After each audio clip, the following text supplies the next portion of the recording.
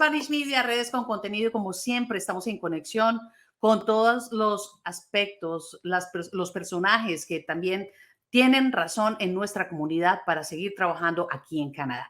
Y bueno, mi invitada en este momento, porque trae muy buenas noticias, es Julie Dzerowicz, MP, miembro del Parlamento de Davenport, con quien hemos compartido muchas veces muy buenas noticias, y en este caso hoy vamos a hablar de unos premios que son importantes para la zona de Davenport, pero también para todas las personas que han tenido que ver, y en este caso de habla hispana, en esta zona tan importante de la ciudad de Toronto. Julie, it's a pleasure to have you here in the Spanish media, new format, in digital way. Hola, gracias para su invitación y es un placer estar aquí con usted. Sí, con todos nosotros que te seguimos constantemente.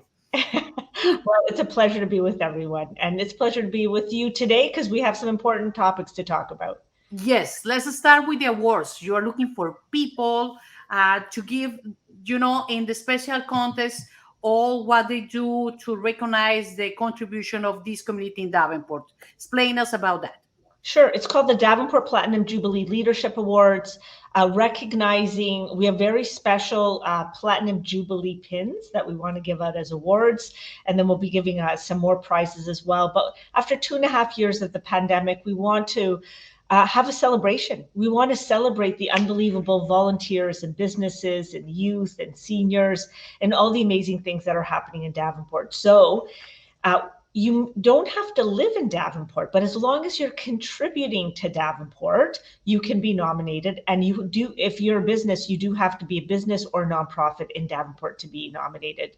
So for the full list, I would just encourage people to go to my website, which is juliedzerowicz.ca, and you can find a full list of the awards that people can nominate for, nominate people for, nominate organizations for, and the deadline is September 30th. So it's coming up soon, Marta. So I really would love to have amazing members from the Hispanic community be nominated, because I think there's so many amazing people and groups and companies and organizations within Davenport that deserve to be recognized. Esa es una muy buena noticia. No tienes que vivir en Davenport, pero se está buscando todas las personas que trabajan o han ayudado a esta comunidad de una manera u otra. Y ahorita, en este momento, hasta septiembre 30 es la oportunidad para buscar esos nominados. Así, si conoces a alguien, si tú eres parte de esta comunidad de Davenport, lo puedes hacer ahora también a través de la página de Julie, y ustedes buscan Julie Dzerowicz Davenport, porque ella nunca se queda quieta, todo el tiempo está en conexión con la comunidad.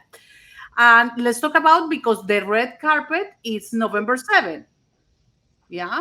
It is. And we are actually going to have a red carpet, Marta. Yeah. We are going to be covering that ceremony. It's going to be very special.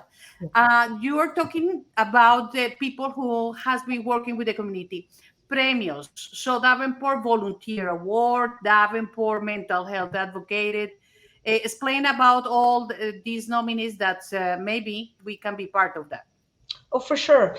Look, we have a lot of seniors programs in our riding. We have a lot of youth programs. We have a lot of amazing businesses. We have a number of companies that are innovative, sustainable. Climate change is happening. Who's a business or nonprofit that is, dedicated to reducing their emissions? We have volunteers. We have Arts and Culture Award, huge arts and culture within the Hispanic and Latin American community as well. So we have 1, 2, 3, 4, 5, 6, 7, 8, 9, 10, 11, 12. We have 13 awards. And so lots to nominate. And again, there's only 2 weeks, before the nominations are closed. And so I really encourage people to go to my website. And if people don't remember how to spell it, like, they could see my name listed just below my face now. Yeah. All you have to put the Julie Dzerowicz together, juliedzerowicz.ca, and then as soon it'll pop up the Platinum Jubilee Leadership Awards. You just have to click on it, and then it lists off the awards and how you can actually submit a name and nominate people for various different awards. No importa el acento, lo importante es escribirlo bien. We say Julie Dzerowicz, and this is the way we know her. But let's talk about the neighborhood of Davenport. So Davenport, it's at the north of the Canadian Pacific Railway, and it has a lot of changes. I don't know, we have mastered some pictures from the old Davenport and the new Davenport. A lot of Spanish people have been living there. How is that environment? How is Davenport? So first, Davenport's actually, I call it downtown West, Marta. So we're between more or less Ossington or Oakwood in the north, and then we extend right past Old Western Road on the west end, and then we go right down to Queen Street on the south, and then Eglinton on the north. Okay, so that is what's considered the Davenport area. So it's more than just the Davenport Road. That's kind of the whole Davenport area. Look, my area, about 45% are first generation Canadian, so people not born here, first language not French or English, and so I have a great diversity. Right now, my largest population is actually Portuguese, then we have Italian, and then we have Hispanic, and then we have Chinese and some of the other Asian cultures and dialects. But really, I have a very European and Latin American sort of emphasis, and I really love my community. It's very diverse, and it very much reflects downtown Toronto. We love that, to hear that. Actually, I want to say that in Spanish. No se olviden que el MP, el miembro del Parlamento Federal, es quien representa a todas estas zonas, a todos los canadienses. Estamos distribuidos en algunas áreas. En este caso, estamos hablando con Julie, que es la zona de Davenport, donde ella representa los intereses de toda esta comunidad de ciudadanía que vive en este lado. Estamos hablando de inmigración, estamos especialmente de inmigración. So, MP, we want to explain to people what an MP, member of Parliament, is looking for help, especially immigration. That it has a lot of issues with that, and everything with work, and what happened that you say that you've been focused so much with the seniors, how the people is growing, and the good news, los negocios, que son importantísimos, cómo se desarrolla esta zona. What the people can expect in Davenport with you. You are celebrating 7 years already in that area. And we love to see what all you're doing right now, Julie. Tell us. Well, look, one of the first things I did, Marta, when I came into office almost 7 years ago was make sure that the community felt that they were served. So we made sure we were answering phone calls and we were responding to the issues people were raising with us. You're right, many of it was immigration. We have a broken immigration system, Marta. We're very generous as a country, but we used to bring in 250,000 immigrants a year. Now we're bringing in close to 450,000. So since we came in, we've increased it by almost 200,000 a year. And remember, the pandemic shut down all of our offices, shut down our computer systems.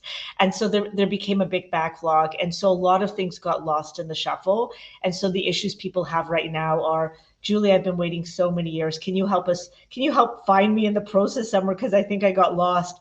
And so we're trying to help them with that. And also just making sure that the frustrations and the issues that they have, I'm raising it directly with our Minister of Immigration, and he's fixing it. We intend to continue to be very generous. We believe that diversity is our strength in this country, and that the best ideas come from all the different cultures around the world. And the more cultures that we have, the stronger of a country that we have. And we're very proud of our diversity here. Some of the other issues I'm working on, housing, affordability. So affordability is very top of mind for people. Last week we made an announcement, or it's not actually over the last few days. There's, the dental and the housing this is the new part of the health. Housing is very huge. The federal government has put in billions of dollars around housing. Okay. The issue is it takes some time, Marta, to actually build houses. It's not like you actually put money in today and the house is built tomorrow. It actually takes a number of years. We have not invested, when I say we, the federal level, the provincial level, the city level, hasn't invested enough to build enough housing supply for almost 30 years. And so all of a sudden we have this massive issue and we're all running to try to build the supply. So if you drive anywhere in the GTA or Toronto, there's so much things being built. The traffic is awful. A big part of it is because we're fixing our highways. We're building new we're building in sort of like undeveloped parts of our city. we're building up, we're building sort of out, but we're building and adding to the housing supply as quickly as we can. We're also trying to build more buildings so that it's affordable rents, and we're trying to build more co-ops. So we're trying to provide different options, as well as for those on the lower end of the income scale. The people living on our street, Marta, most of them are just have mental health issues or addictions. So we have to build safe places for them as well. And we call them rapid housing because we could actually build those in less than a year. And we need to put them in a safe spot so they're not on our streets, and then they can feel safe enough so that they can get the proper treatment they need, whether it's mental health treatment or substance abuse treatment. And that's what we're working on. That's another issue, Julie, that people now it's concerned about the inflation and the prices and how they can, be afford to eat every day and to have a house. So explain us, what is the government doing for the inflation? It's a great question. Look, there's been a lot of things that we're doing. So we put in things like the Canada Child Benefit, as you know. We put in childcare. So childcare is huge. This will help a lot. If you have children, by the end of this year, you will save 50% on your childcare costs. So if on average, it's in Toronto, it's on average about $1,200 a child per month. By the end of this year, you will save $600 per child by the end of this year. And that's per month. That's a lot of money. On top of that, we're introducing a dental plan. So if you are in a household of 90,000 or less and you have children 12 years and under, we're giving you an additional $650 for dental care this year and an extra $650 next year. We're also doubling the GST credit. GST credit is additional dollars for those on the lower end of the income scale. So you get more money as a single person if you're low end, seniors, or if you're a family of four. And then also we are dental care, GST, and then housing benefit. If you're getting the Canada Housing Benefit, you're getting an extra $500. That's the good news for all these days that we were looking for. Well, that's important. Thank you very much, Julie, for to promote all these awards and also to provide all this information that many people, o de pronto mucha gente en español, lo ha seguido. Es importante saber cuáles son las ayudas, los beneficios, como nos lo ha dicho ahora Julie, los beneficios de housing, lo que hay para los seniors y especialmente también ahora para tener acceso a la salud dental.